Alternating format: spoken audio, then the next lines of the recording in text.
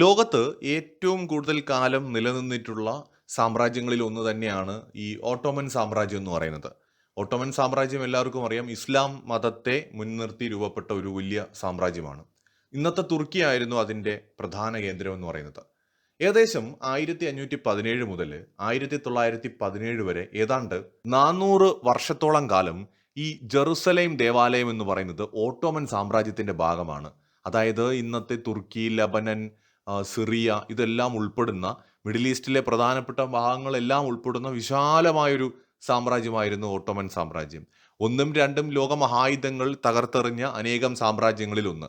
പക്ഷെ ഓട്ടോമൻ സാമ്രാജ്യം ഒരു കാലത്ത് യൂറോപ്പിലും മിഡിൽ ഈസ്റ്റിലും ഏഷ്യയിലും ഒക്കെ വലിയ സ്വാധീനം ചെലുത്തിയിരുന്ന ഒരുപാട് പ്രദേശങ്ങൾ അവരുടെ നിയന്ത്രണത്തിലുണ്ടായിരുന്ന ഒരു വലിയ സാമ്രാജ്യമാണ്. സോ ഈ 400 വർഷം അവരുടെ കൈവശമുണ്ടായിരുന്ന ആ ഒരു വിശാലമായ പ്രദേശം 1917 ഏതാണ്ട് അവർക്കും ഇല്ലാതാവുകയും ജെറുസലേം ദേവാലയം അടക്കം അവർക്ക് നഷ്ടപ്പെടുകയുമാണ്.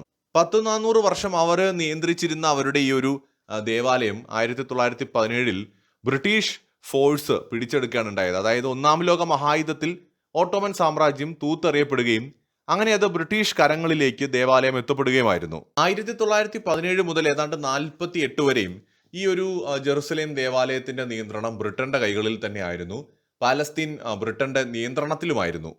പിന്നീട് നടന്ന ചരിത്രമൊക്കെ എല്ലാവർക്കും അറിയാം. അതായത് ഇസ്രായേൽ എന്ന് പറയുന്ന രാഷ്ട്രം രൂപീകൃതമാവുന്നു, ജെറുസലേം ദേവാലയത്തിന്റെ പേരിൽ വലിയ തർക്കങ്ങൾ ഉണ്ടാവുന്നു. ഇന്നിപ്പോ ഏതാണ്ട് ഇസ്രായേലിന്റെ നിയന്ത്രണത്തിലാണ് ദേവാലയവും അതിന്റെ പരിസര പ്രദേശങ്ങളുമെല്ലാം.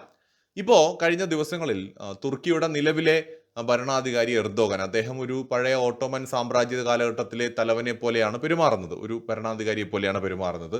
സോ അദ്ദേഹം പറയുന്നത്, നമ്മൾ ക്ഷമയോടെ കാത്തിരുന്നാൽ ഒരു നാൾ അത് നമുക്ക് തിരിച്ചെടുക്കാം, അല്ലെങ്കിൽ നമ്മുടേതായി തീരുമെന്നാണ്. ഇപ്പോൾ ഒരു നാൾ അത് നമുക്ക് പിടിച്ചെടുക്കാം, അല്ലെങ്കിൽ നമ്മുടേതായി തീരും, നമുക്ക് ക്ഷമയോടെ കാത്തിരിക്കാം എന്ന് എർദോഗൻ പറഞ്ഞാൽ അതിൻ്റെ പച്ച മലയാളത്തിലെ അർത്ഥം ഇസ്രായേലിനെ പരാജയപ്പെടുത്തി നമ്മൾ ജെറുസലേം ദേവാലയം പിടിച്ചെടുക്കും എന്നുകൂടിയാണ്. അങ്ങനെയെന്നാൽ തീർച്ചയായും തുർക്കിക്കും ചില താല്പര്യങ്ങൾ മിഡിൽ ഈസ്റ്റിൽ സ്വതന്ത്രമായിട്ടുണ്ട്. ഇപ്പോൾ സിറിയയിലേക്കുള്ള തുർക്കിയുടെ ചെറിയ രീതിയിലുള്ള കടന്നുകയറ്റങ്ങളും നീക്കങ്ങളും ഒക്കെ അതും വളരെ ഗൗരവത്തോടെയാണ് കാണേണ്ടത്. ഒരു വശത്ത് അമേരിക്കയുമായും ഇസ്രയേലുമായും സമരസപ്പെട്ടുകൊണ്ട് അവർക്കൊപ്പം നിന്നുകൊണ്ട് നാറ്റോ മെമ്പർ കൂടിയായിട്ടുള്ള ഒരു തുർക്കിയായിട്ട് അത് നിൽക്കുമ്പോൾ തന്നെ മറുവശത്ത് ചില രഹസ്യ അജണ്ടകൾ തുർക്കിക്കുണ്ട്. അത് ദീർഘ ദൂരത്തേക്കുള്ള അല്ലെങ്കിൽ കുറെ കാലത്തിന് ശേഷം പടിപ്പടിയായി നടപ്പിലാക്കുക എന്ന ലക്ഷ്യത്തോടെയുള്ള ഒരു അജണ്ടയാകാം. ഈ ഓട്ടോമൻ സാമ്രാജ്യത്തിന്റെ കീഴിൽ ഈ ദേവാലയം വരുന്നതിന് മുമ്പും അത് നിലനിന്നിരുന്നു എന്നുള്ളതാണ് വേറൊരു കാര്യം. അന്ന് അവരുടേതായിരുന്നില്ല, അവരതുപോലെ പിടിച്ചെടുത്തു. 400 വർഷങ്ങൾക്ക് ശേഷം ബ്രിട്ടന്റെ നേതൃത്വത്തിൽ സഖ്യകക്ഷികൾ അത് പിടിച്ചെടുത്തു. ഇന്നത് ഇസ്രായേൽ നിയന്ത്രിക്കുന്നു. നാളെ വീണ്ടും നമുക്കത് വേണമെന്ന് തുർക്കി വളരെയധികം സ്വപ്നം കാണുകയാണ്. അബ്രഹാമിക് റിലീജിയൻസുമായി ബന്ധപ്പെട്ടുള്ള തർക്കങ്ങളുടെയും നീണ്ട ചരിത്രത്തിന്റെയും ഭാഗമാണ് ആ ദേവാലയം. ജൂതന്മാരും ക്രിസ്ത്യാനികളും മുസ്ലിം മതവിശ്വാസികളും തമ്മിലുണ്ടായ തർക്കങ്ങളുടെയും രക്തരൂക്ഷിതമായ പോരാട്ടങ്ങളുടെയും ഒക്കെ ചരിത്രം അവിടെ ഉറങ്ങുന്നുണ്ട്. സോ അതിലേക്കൊന്നും നമുക്ക് പോകണ്ട. പക്ഷെ നമുക്ക് ഇനിയുള്ള ഇവരുടെയൊക്കെ അജണ്ടകൾ, ഇസ്രായേലിന് ഗ്രേറ്റർ ഇസ്രായേൽ എന്ന് പറയുന്ന അജണ്ട, തുർക്കിക്ക് പഴയ ഓട്ടോമൻ സാമ്രാജ്യത്തിലേക്കുള്ള തിരിച്ചുപോക്ക്, ആ സ്വപ്നങ്ങളാണ് എർദോഗൻ നെയ്തു കൂട്ടുന്നത്. അമേരിക്കയ്ക്ക് അവരുടെ രാജ്യത്തിന്റെ വിസ്തൃതി കൂടുതൽ വലുപ്പത്തിലേക്ക് ആക്കാനുള്ള മോഹങ്ങൾ, ഇങ്ങനെ പല രാജ്യങ്ങൾക്കും പല അജണ്ടകൾ ഇപ്പോഴുണ്ട്. മിഡിൽ ഈസ്റ്റിൽ ഇപ്പോൾ പ്രധാനമായും വലിയ അജണ്ടകളുമായി നിൽക്കുന്ന രണ്ട് രാജ്യങ്ങൾ, ഒന്ന് ഇസ്രായേലും മറ്റൊന്ന് തുർക്കിയുമാണ്. ഇവർ തമ്മിലൊരു യുദ്ധം ഉടനെയൊന്നും അല്ലെങ്കിലും ഭാവിയിലെങ്കിലും ഉണ്ടാകാനുള്ള സാധ്യത നമുക്ക് തള്ളിക്കളയാൻ പറ്റില്ല.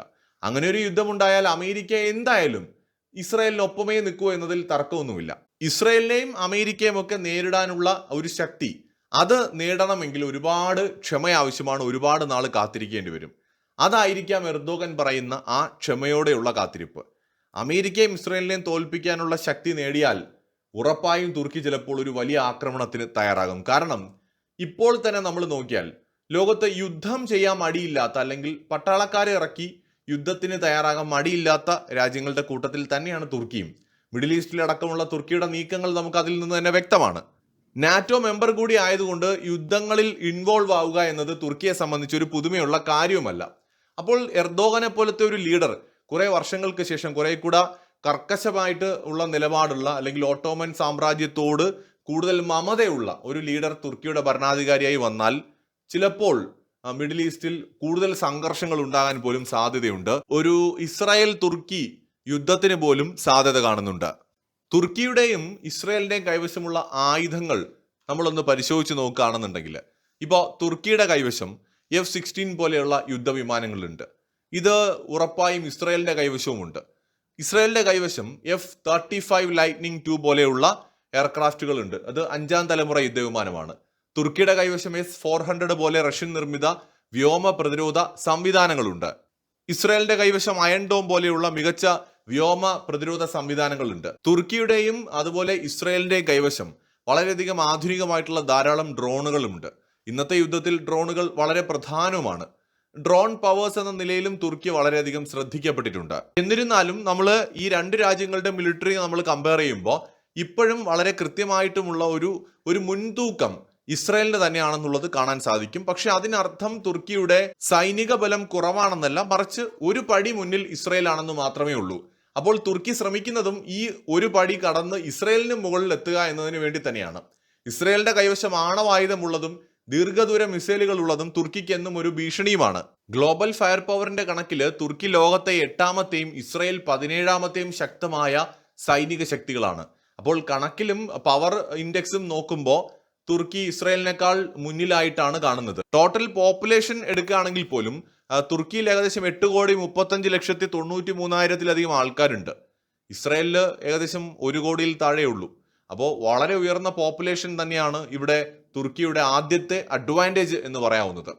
ഇനി ആക്റ്റീവ് മിലിറ്ററി ഉദ്യോഗസ്ഥരുടെ കാര്യമെടുത്താലും തുർക്കിക്ക് ഏകദേശം 3,55,000 പേരും ഇസ്രയേലിന് 1,70,000 പേരുമേ ഉള്ളൂ. റിസർവില് പക്ഷേ ഇസ്രയേലിന് 4,65,000 പേരുണ്ട്. തുർക്കിക്ക് 3,78,000 ഉള്ളൂ. പാരാമിലിറ്ററി ഫോഴ്സിൽ തുർക്കിയാണ് മുമ്പിൽ. 1,50,000 ഉണ്ട്. ഇസ്രയേലിന് അത് 35,000 ഉള്ളൂ. ഡിഫൻസ് ബഡ്ജറ്റ് നോക്കിയാലും തുർക്കിയുടേത് ഏകദേശം $40 ബില്യൺ ആണ്. വേൾഡിൽ 13th പൊസിഷനാണ്. എന്നാൽ ഇസ്രയേലിൻ്റെത് $24.4 ബില്യൺ ആണ്. 19ാം സ്ഥാനത്താണ്. അതായത് നമ്മുടെ ഡിഫൻസ് ബഡ്ജറ്റിന്റെ കാര്യത്തിലും തുർക്കിക്ക് തന്നെയാണ് അഡ്വാൻറ്റേജ് ഉള്ളത്. ഇനിയും നമ്മൾ പ്രധാനമായിട്ട് നോക്കേണ്ടത് എയർക്രാഫ്റ്റുകളുടെ കാര്യമാണ്. തുർക്കിയുടെ കൈവശം 1069 എയർക്രാഫ്റ്റുകളുണ്ട്. ഇസ്രായേലിന്റെ കൈവശം 612 ഉള്ളൂ. തുർക്കിയുടെ കൈവശം 502 ഹെലികോപ്റ്റേഴ്സ് ഉണ്ട്. ഇസ്രായേലിന്റെ കൈവശം 146 ഉള്ളൂ.